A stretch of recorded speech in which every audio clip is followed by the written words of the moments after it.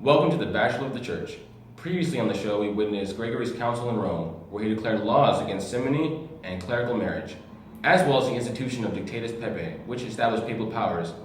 On today's episode, we will see how Henry IV tries to protect his right of appointing the bishop and his dream of uniting Germany under one monarchy. First up is Gregory's date with the bishop. I've been planning this one for a while, and in preparation for this date, I've really thought about what the bishop wants today.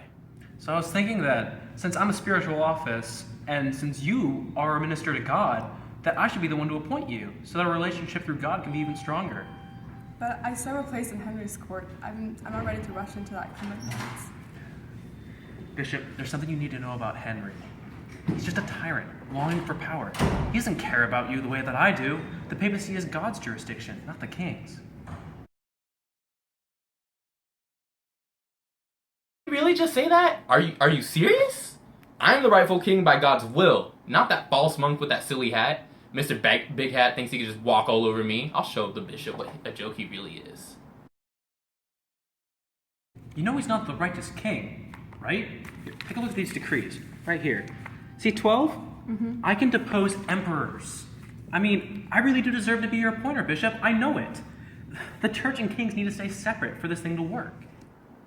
Did the false monk really just say that? Does he really believe he has the right to take my kingship away? As if he were the one who gave it to me and not God?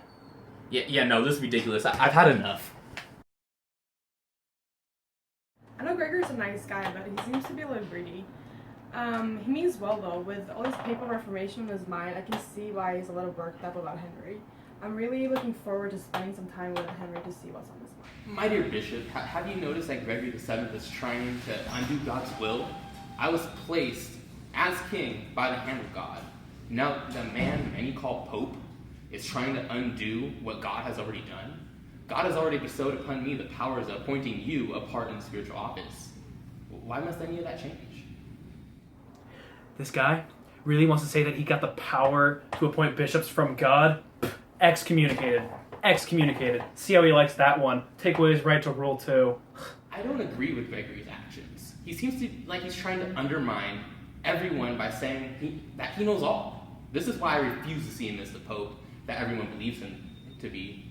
He's taking the throne of peace and destroying the peace at the same time.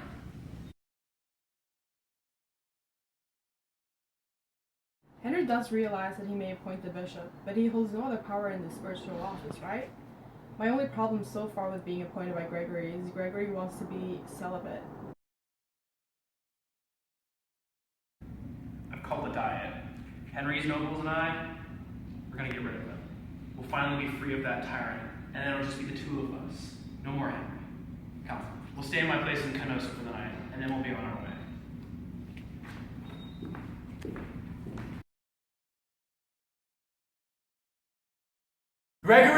Gregory, please let me in. I've learned the errors of my ways.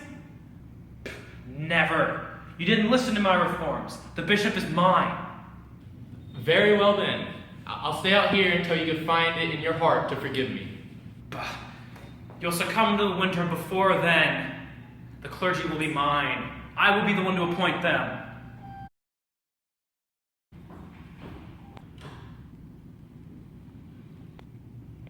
Gregory, it's been 3 days. He's still waiting outside. What kind of pope would I be if I didn't forgive him? It's my job after all. I guess I have to lift his excommunication.